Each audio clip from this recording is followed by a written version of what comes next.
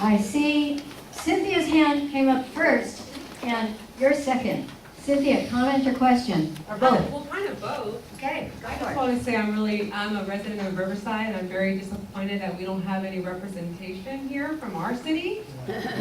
And because of that, I was wondering, what can we do here in Riverside, us residents then? It's really great to see you folks over here working together, and I admire you, and I just think it's important for us residents here in Riverside we need to band together, and we need to do something here, and I just kind of want to ask, what do we do? Well, I'm a Riverside resident, and going down to the council meetings, they don't like. Okay. Do they pull? And I did, I mean, come on. I know you don't. That's why it's not a gun. Paula's an excellent customer. Devon, closer to the microphone. Closer? Okay. They don't like citizens coming down, especially Riverside citizens to come down and to speak in favor of this, because their only message is, and you could read the petition online, is we can't afford it. I'm saying, how do you know that when we've been collecting this reliability charge, and we also increased in 2008, we had an electrical increase, and part of that rate increase also paid for this. So I think we have letters over here on the table that goes to the CPUC, emails, writing letters to your electeds at City Hall. I don't think you're going to change Steve Adams' mind. He's not running again. That's what he says. No, I think the date's closed. Yeah. And also taking this, having your neighbors, informing your neighbors, taking it to community groups. I mean, wouldn't it be great if Riverside put up signs in support of it? Yes. Absolutely not like this, but I think if Riverside citizens push back, because even though it's going to cost us, and I've been paying $240 a year on my electric bill, and I really don't believe the citizens of Riverside would object to the cost if they saw how little the cost is, because quite frankly, let me tell you, they rip us up all the time. And so we pay so much.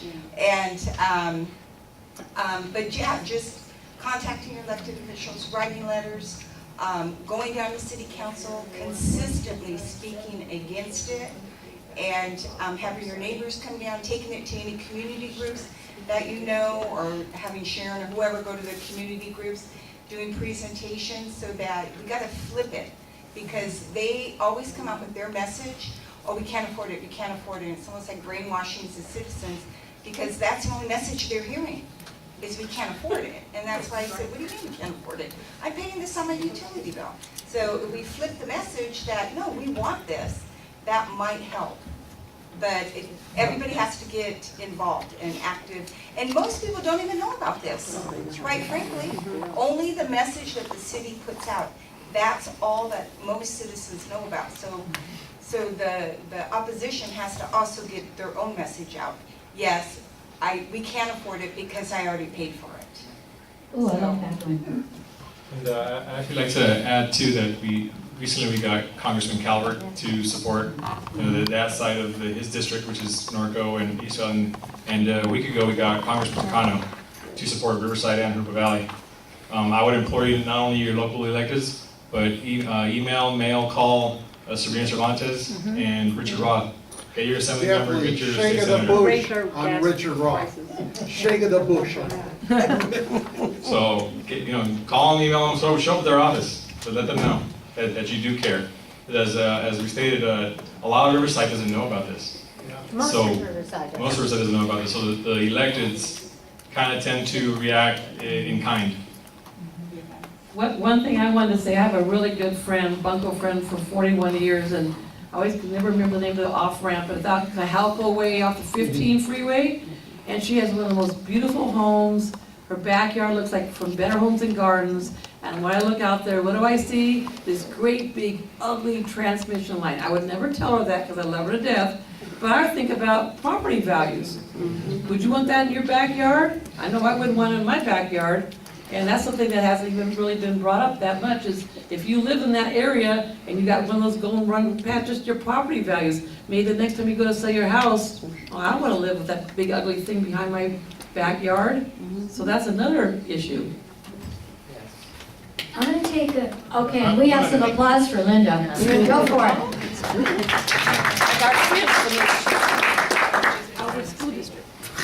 I want to add one thing to this little, to this part of the conversation, and that is, we have this, was sitting here on the table.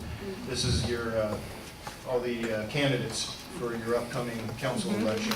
We've got 4 districts, 4 boards coming up, and 18 candidates in total, I think, if I counted correctly.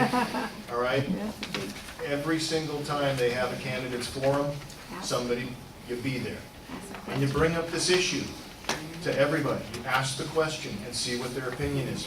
Because it's easy for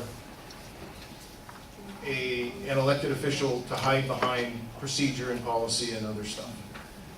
The one time, absolutely, that you have to get as much truth out as you can is when they are rerunning for a campaign. They are on the spot and they are there to answer questions. So ask those questions. Ask about this. We put them on the spot and see if they're in line with what you believe or if they're somewhere else. That's what you can do. Hi, my name is Terry Ace, and I live in the city of Norco, and I live in the community just a few houses away from where the power lines are going to go across. Actually, one of my friends, it'll literally be in his backyard, like right there. You can see on the picture his arena and exactly where the lines will be. I'm just a few houses away from that area. So it's quite scary. We bought our house 4 years ago, and now, the effect to our property line, our property values, and everything else is quite concerning. So I clearly support all of the speakers tonight and the actions that they've said. I have a couple of questions. I also work for a larger city in Southern California, and actions that happen in our city are typically advocated for by groups and organizations. It's not usually individual people who have the most effect. Usually there's already groups in place that are the movers and shakers in the city who, when they make the phone calls, their phone calls are answered. I know who those are in my city. I know when so-and-so calls. We have nicknames for them all. And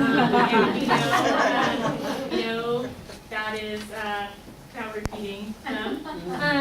We know who those people are, and they're the gadflies who we have to answer, but they're not impactful. But then there are the organizations that are.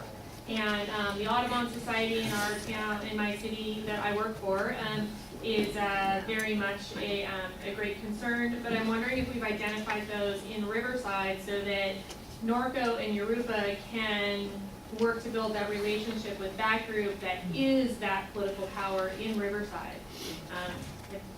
Have you identified those so that we know who to be reaching out to, or is that something to happen still? Anyone in the room have any groups they know of in Riverside?